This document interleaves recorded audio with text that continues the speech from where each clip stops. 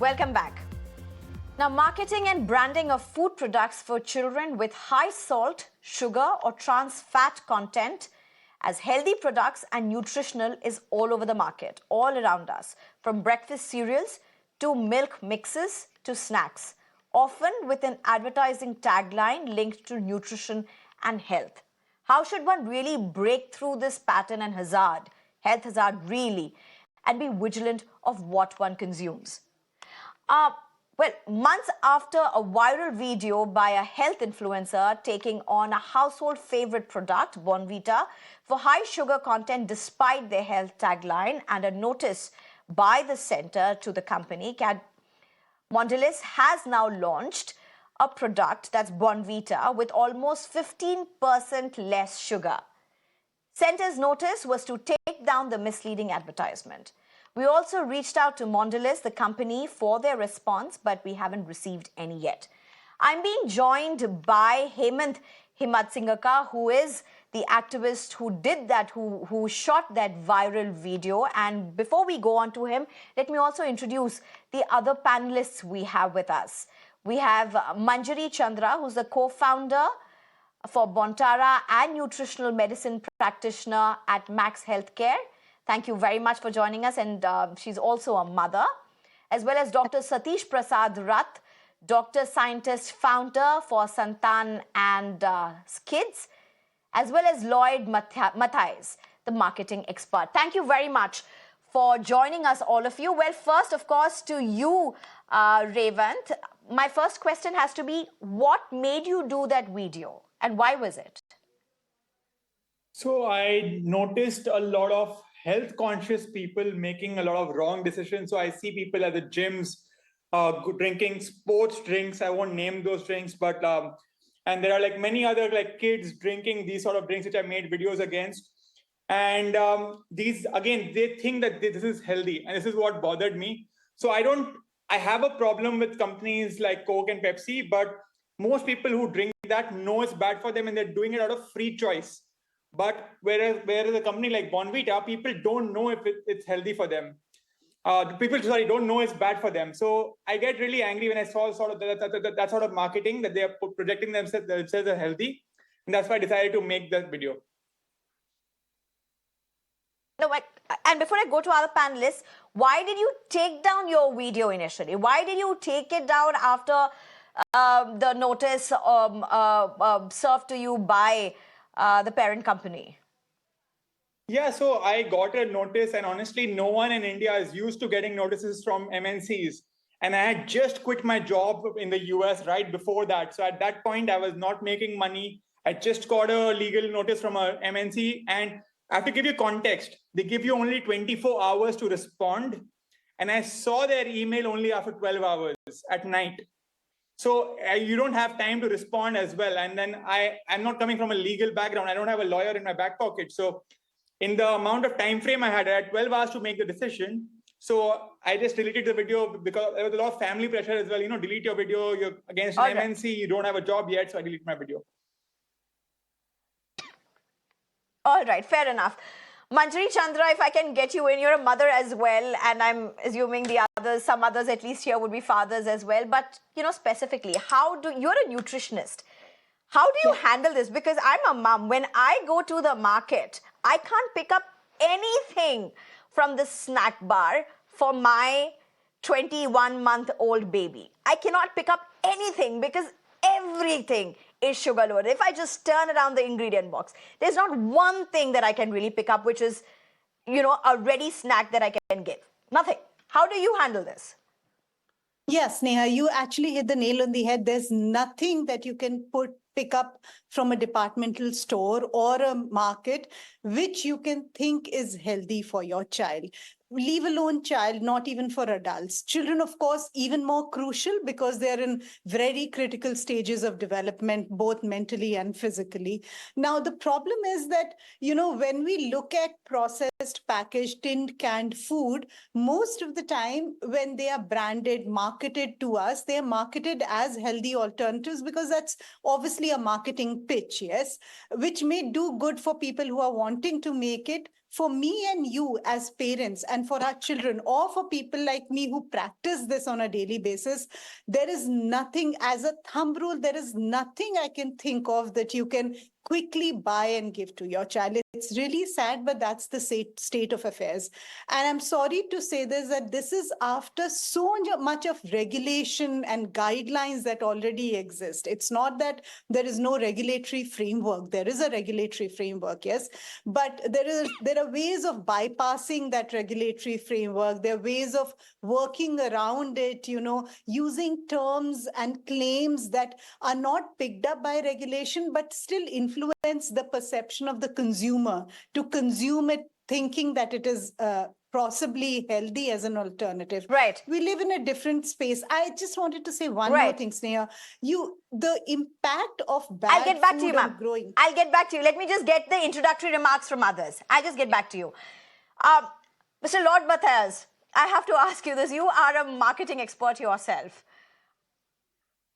Are you a father? I don't know about that. I'm not going to get into that. But, the question that I really have to ask you is, many of these things, including the morning cereals, the breakfast cereals that children have, or even adults have, or several other options, are so high in sugar, several others so high in salt, at a time when WHO gives a totally starkly different recommendation for children. How can this be branded under healthy options? Is that justifiable? Thanks, Neha. I think it's absolutely unjustified. So there's no question about that. I think large companies, global companies, Indian companies, or any company need to be completely clean and ethical about their marketing practice. I think that's rule 101 of marketing. Be absolutely honest and clean. Having said which, I want to make it clear that sugar per se is not bad. I mean, there are a whole range of products that we consume that have varying quantities of sugar. But misrepresenting a product with very high sugar as a health product is clearly unacceptable. I think there's no two ways about it. But I must say that consumers have an active choice to make. As awareness of health and wellness spreads, as people are becoming more health conscious, I think people have to be more careful with what they consume. And certainly, like Revant mentioned on the show, I think when influencers and consumers respond to brands about issues that are of concern, I think it's important for brands to respond to them sensibly. I think sending legal notices is not an issue, is not the solution. I think you need to respond reasonably. Having a dialogue with consumers is critical. And as they say in today's marketing, it's a two-way process. You listen to what consumers say, you take it on board, and then you move forward. There's no my way or the highway. And I think smart brands and smart companies get this completely. Right. Let me also get the doctor who's joining us right now. Thank you very much for joining us. Dr. Satish Prasad Rath. Dr. Satish Prasad, what would you tell parents, what would you tell to caretakers about how should they go about choosing what they want? I mean, we have grown up having bournvita, but more than me saying this, more than any one of us saying is, it's totally a different parameter when a doctor says why it just can't be consumed at the level that it is sold in products for children. Very, very true. I think, thanks for having me here. And this is a very, very important topic, for us.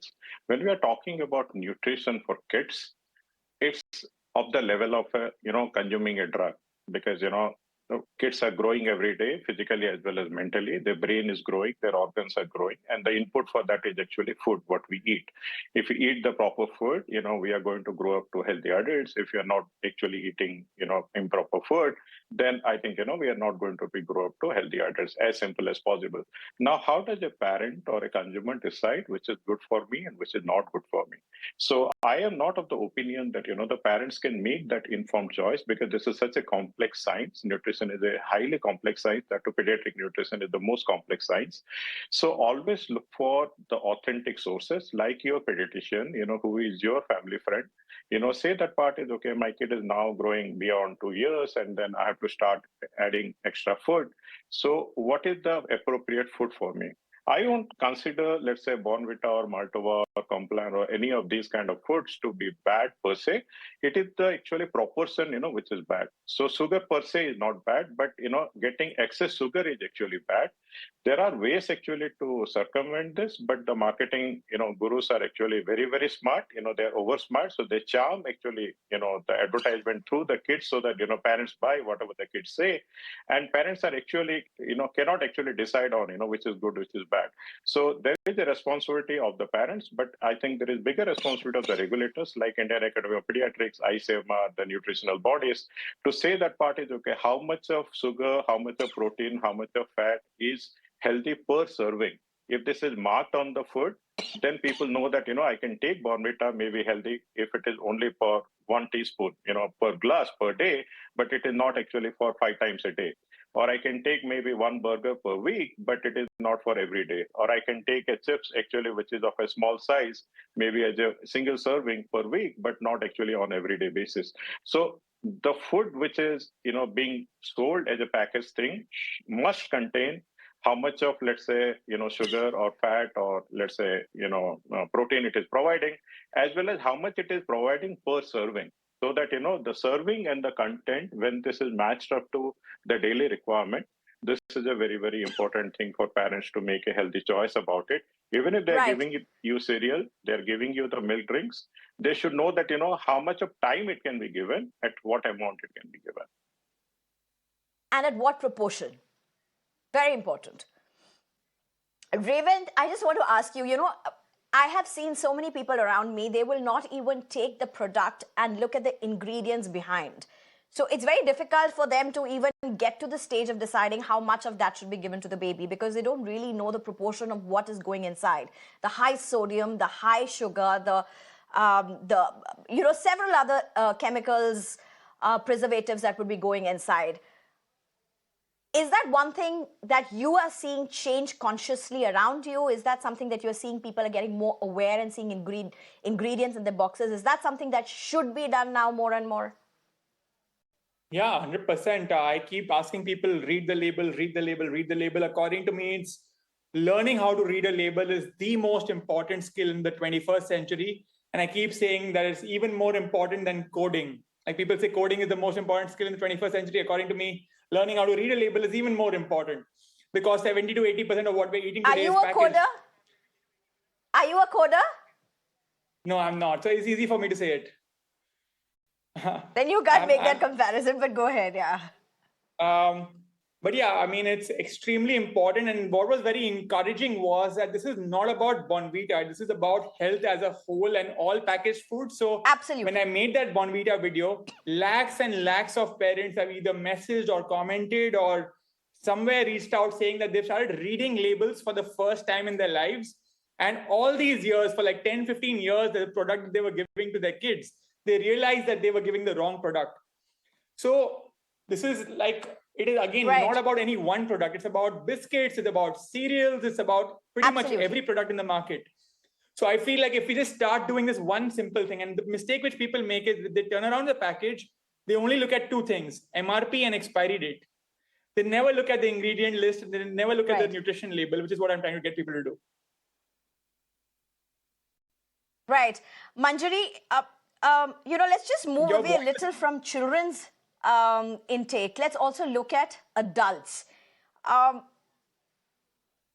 WHO has certain standards of what really happens if you have excess of any of the things that they suggest, particularly trans fat, as well as high salt, as well as high sugar. These are just 3 things, but even otherwise, the nutrition quotient.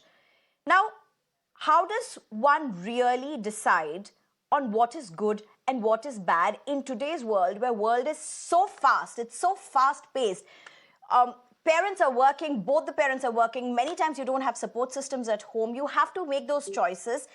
And it's not easy to ensure that you're making the healthy choices. Yes, Neha, I agree with what you're saying. Let me, just briefly tell you that the amount of chronic metabolic diseases that we see, not just in adults, but even in younger population, has increased dramatically in our clinical settings. For example, let me give you a very simple example of a hormonal imbalance that is caused by being overweight. PCOS in girls, things 20, 30 years back, PCOS was a rare sort of a condition. Now, stats say that 2 or 3 out of every young girl has PCOD in India today. And that's just one of the things that we're talking about. From autoimmunity to malignancy, to mental health, to academic issues, to many other things, suicidal tendencies, to, of course, obesity, to micronutrient deficiencies, a whole plethora of cardiometabolic and other forms of diseases that are plaguing our young population. And, when you look at all of these diseases, a lot of things drive it: poor lifestyle, lack of exercise, poor sleep cycles. But the large part of that puzzle is food. It's around 60 to 80% of that story. And if you're not eating it right, or if you're not consuming the right type of food, which is, by the way, not rocket science, Right. It's not rocket science to decide what is good food. You just have to avoid bad food. Sadly, my problem is not with a Right. particular brand. My problem is that this whole system where unhealthy food is sold as healthy. That's where things really need to be Right. clarified, and you have to sift the right from the wrong. Right. Lord Matthias, what is the system in India? Help us to understand this. Do you have a regulatory board that looks into this? Because WHO says countries must enforce the standards in a much stricter, clearer norm. But is there any such thing in India that looks into it, that regulates such marketing, branding? Is there anything at all? There is, Sneha. There are two parts. I think one, there's the Food Safety Organization, the FSSAI, where all food products go through a mandatory certification. So that's one part of it. And that therefore stipulates the kind of labeling that's done on any food packaging. And that's the nutritional information that goes at the back of a pack. And I think Revant was right. People don't pay enough attention to read that. But that's typical consumer buying, and that's expected. The second part, when it comes to marketing and advertising claims, we have the Advertising Standards Council of India. So any brand that willfully or otherwise misrepresents, that makes a wrong claim, that's incorrect, any consumer is welcome to send a note to the ASCI, the Advertising Standards Council, and they do take it up with the brand for making false and misrepresentative claims. Having said which, And do they have teeth? Do they take it up strongly? Issues. Sorry? Okay, please go ahead. Go ahead, sir. Go ahead. Yeah, so I would say there are two parts that really need to be watched out for. I think one, brands and businesses in general have to be more responsible. I think you have to be very clear that marketing is not a one-sided game. If you are going to make false claims, sooner than later, that's going to catch up with you. So brands have to make very clear disclosures. Falsifying claims and selling an unhealthy product on the garb of health is completely unacceptable. The second point that both Ms. Chandra and Dr. Rath made very rightly is that consumers have to put in a small bit of moderation. They need to be very clear. There should be some parental control. You cannot have 8 chocolate bars a day and then kind of blame various other things for obesity. So I think businesses are in the business to sell more product, and they should do so responsibly. But at the same time, Right. consumers and parents have to exercise control. Finally, no one's going to be forcing you to part with your money against a product. I think people also have to play their part in it. But yes, there's a case for increased regulation. Absolutely. There's a case for a lot of brands, a lot of small-time brands that make unfair claims. And these things have to be regulated far more sternly. Absolutely. Thank you very much, all of you, for joining us. It's been a very meaningful discussion, and I do hope we'll have more such discussions. At the end of the day, it's not just about the money that we spend. It's also about what is going inside our systems. It is about our children. It is about what we grow up to become as adults. Thank you very much for joining us and watching this. Thank you. Thank you.